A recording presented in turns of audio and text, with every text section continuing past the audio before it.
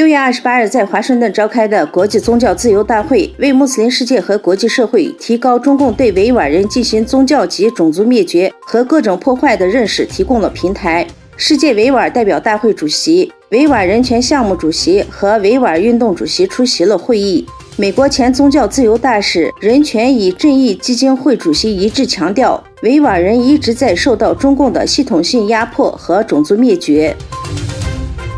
拜登政府周二宣布将5家中国公司列入贸易黑名单，理由是他们涉嫌为俄罗斯的军事和国防工业基础提供支持。这次列入黑名单的实体共36家，其他来自俄罗斯、阿联酋、立陶宛、巴基斯坦、新加坡等国家。这36家实体中有25家公司与中国有业务往来。北约在马德里峰会推出的战略概念首次提到中国对世界价值观、利益和安全构成的挑战，并表示俄罗斯对北约国家的安全构成了直接威胁。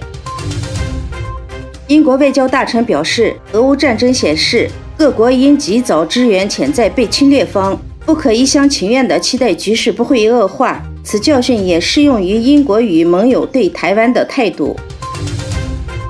出席马德里北约峰会的土耳其总统阿尔多安与美国总统拜登举行了双边会谈。在闭门会议之前，拜登感谢土耳其与瑞典和芬兰达成的协议，两位领导人的会晤持续了约1个多小时。